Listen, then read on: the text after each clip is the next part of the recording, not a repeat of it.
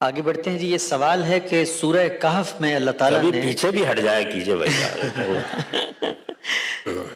سیدنا خضر اور موسیٰ کا تذکرہ کیا ہے، اور حضرت خضر نے ایک لڑکے کو قتل کیا تھا جس کی وجہ یہ بتائی کہ یہ بڑا ہو کر والدین کا نافرمان بنے گا، انہیں تکلیف دے گا. تو یہ سوال یہ پوچھتے ہیں کہ اللہ تعالیٰ نے یہ کام ہٹلر، نمرود اور فرعون کے ساتھ کیوں نہیں کیا کہ جنہوں نے بڑے ہو کے بہت تباہی مچائی تھی؟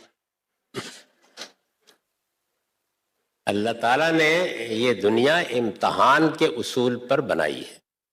اس کے لیے کچھ قوانین بنا دیے ہیں، یہ ان قوانین پر چلتی رہتی ہے. اللہ تعالیٰ عام حالات میں ان قوانین میں کوئی مداخلت نہیں کرتے. اس میں ظلم بھی وجود میں آتا ہے، فساد بھی پیدا ہوتا ہے. آپ کو معلوم ہے کہ جیسے ہی انہوں نے اپنا یہ فیصلہ سنایا تھا کہ میں ایک ایسی مخلوق بنانے والا ہوں جس کو میں ارادہ بھی دوں گا، اختیار بھی دوں گا اور زمین کا اقتدار بھی دوں گا، تو فرشتوں نے بڑی عقل مندی کا سوال کیا تھا کہ اختیار بھی، ارادہ بھی، اقتدار بھی، تو اس کے بعد تو فساد ہی پیدا ہوگا. صاحب نظرہ نشہ قوت ہے خطرناک. آپ زمین پر یہ سب کچھ دے کے بھیج دیں گے تو پھر نتیجہ تو یہی نکلے گا.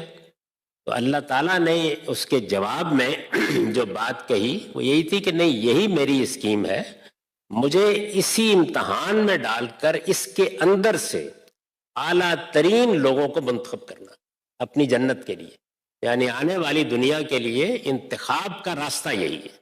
میں ارادہ، اختیار اور اقتدار تینوں دے کر بھیج رہا ہوں، اور پھر دیکھوں گا کہ ان میں سے کون زیادہ سے زیادہ پاکیزگی کی زندگی بسر کرتا ہے. دین کی دعوت، دین کا مقصد پاکیزگی ہے، پیوریفیکیشن. آپ اپنے کھانے پینے کو، اپنے بدن کو، اپنے ماحول کو اور سب سے بڑھ کر اپنے اخلاق کو کتنا پاکیزہ بناتے ہیں، یہی اصل میں امتحان ہے اس میں ڈالا گیا ہے. تو اس میں ظاہر ہے کہ کبھی ہٹلر بھی پیدا ہو جاتے ہیں، مسولینی بھی پیدا ہو جاتے ہیں، بڑے بڑے ظالم بھی ہو جاتے ہیں. عام طور پر اللہ تعالیٰ اس میں مداخلت نہیں کرتے، لیکن مداخلت کرتے بھی ہیں. اصل میں وہ مداخلت جب کرتے ہیں تو ایک مجموعی اسکیم کو سامنے رکھ کے کرتے ہیں. مثلا اگر کوئی بہت خیر و خوبی کا انسان ہے، وہ ایک مشن پر کام کرنے کا ارادہ رکھتا ہے، اندیشہ ہے کہ اس کی اولاد اس کے لیے بہت بڑا مسئلہ پیدا کر دے گی، تو ممکن ہے کہ مداخلت ہو جائے اس موقع کے اوپر، اور اللہ تعالیٰ اس اولاد کی شرانگیزی سے حفاظت کا بندوبست کرتا. یعنی کبھی کبھی ایسا ہوتا ہے. حضرت موسیٰ کو اس واقعے میں پیچھے سے کیسے مداخلت ہوتی ہے ذرا پردہ اٹھا کے دکھایا گیا.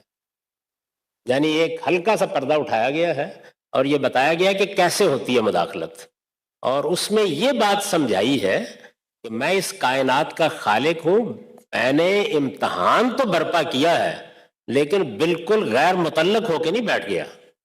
مجھے معلوم ہوتا ہے کہ اس ملاح کی کشتی کے ساتھ کیا ہونے والا ہے، اور مجھے پتا ہوتا ہے کہ فلاں نیکوکار آدمی کے ساتھ اس کی اولاد کیا کرنے والی ہے، اور مجھے معلوم ہوتا ہے کہ فلاں آدمی کا خزانہ اس کے وارثوں تک پہنچنا چاہیے یا نہیں پہنچنا چاہیے. میں اس کے اسباب بھی پیدا کرتا ہوں، تو ذرا ایک نظر ڈال کر دیکھ لو کہ پیچھے کیا ہوتا ہے. تو ہم نے تو خیر خضر کا نام دے دیا، اصل میں وہ اللہ کے فرشتوں میں سے ایک فرشتے تھے، وہ پیچھے جیسے کام کر رہے ہیں. آپ یہ سمجھیے کہ ایک پردہ اٹھا کے تھوڑی دیر کے لیے دکھا دیا گیا. تو یہ ہوا ہے.